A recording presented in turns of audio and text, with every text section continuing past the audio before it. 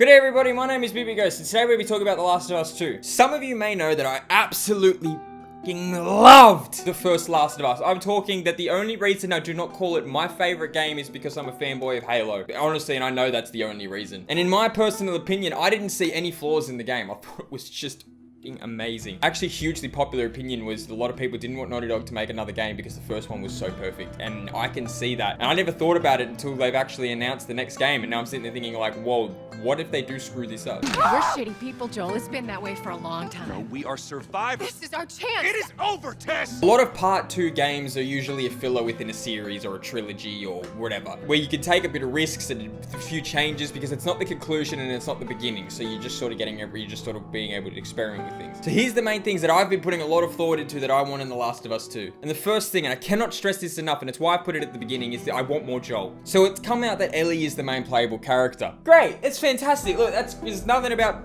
playing as a pubescent teenage girl who's running around doing her thing. And I absolutely love Ellie. Her performance is fantastic, her character is fantastic, and her relationship with Joel specifically. And of course, the first game ends with Joel lying to Ellie about the Fireflies and how there's actually tons of people like you who are immune to disease, and they just haven't found a cure. They've actually stopped looking. And she's like, oh, well, really? Oh no, that's terrible. And let's be honest, that would suck. As we all know that's a whole set of bullshit. Joel was very selfish in regards to bringing her back, but that's what I loved about him, was that raw emotion. When she was being assaulted at the end of the game and she was hacking at this bloke's head and Joel crush tackles her and she's like, get off me, and he's like, it's me. And they have that moment, that part there where she saw Joel and instantly calm down. And I trust Naughty Dog completely and entirely to make the game amazing no matter what. And if they do happen to go with the Joel's dead theory and he's just a conscience, I would trust them to still make that amazing. But to make Joel not the main playable character anymore was a very questionable decision in my part. Taking him out of the game is like playing Halo without the Master Chief, or Gears of War without Marcus, or Uncharted without Nathan Drake. They're still fantastic, amazing games. A lot of the time you miss the main character.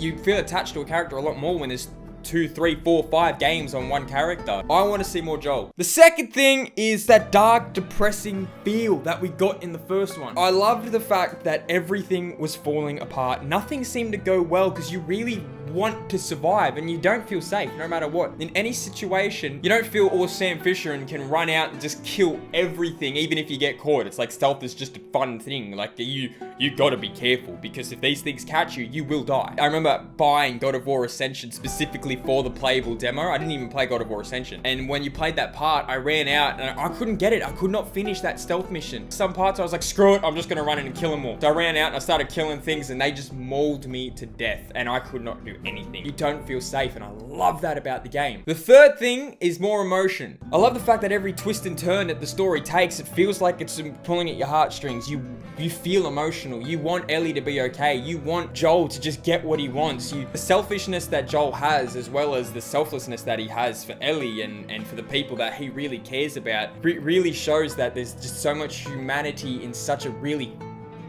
situation in a nutshell. If I could speak to Naughty Dog and say one thing, I'd say don't play it safe. Let us feel shitty. And in saying that, that might be actually lead back to the first thing, having no more Joel or Ellie or anyone. All the different fan theories that, or have come out that Ellie's pregnant because of the magazine and the Uncharted game, and the fact that you don't actually see her stomach and she's really pissed off about something. I don't know. And most importantly, that Joel's dead. And if this is what will progress the story, go wild. The fourth and final thing that I feel like is really important, this is something I could go without, but I feel like it could make it incredible, and it's to be less linear. So to feel like, instead of having this really linear experience where it's just straight and doing things, I'd love it almost as if you have an area you can be at and do different things and just kind of, you can set yourself up, you can go out and go hunting and go out for looking for supplies. I think that would be awesome if you could do that. I think that would be incredible. You could go to different places and then go and do the main mission if you want. Not really so much open world, like I don't want an open world, but just something where you have your own section, you can go and do little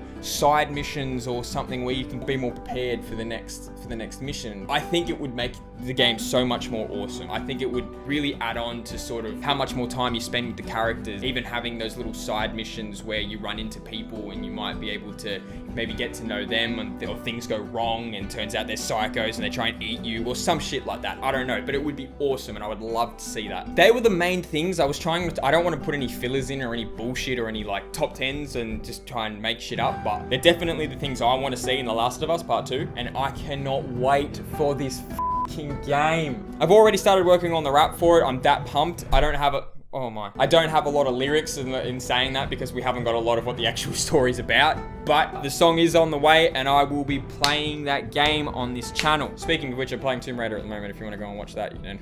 Alright everybody, I love coming back and I'm smashing out videos. If you feel inclined, let me know what you guys want from The Last of Us 2. I'm really excited and I'm sure most of you are too, and if you wouldn't have clicked on this video. So let me know what you guys want from The Last of Us, because I'm so pumped for this and we might not get it for another year. So let's like fuel it with, yeah, you know what I mean? Peace out. My mount is faster. I'm exceeding your speed. Let's go. Oh my f***! Oh.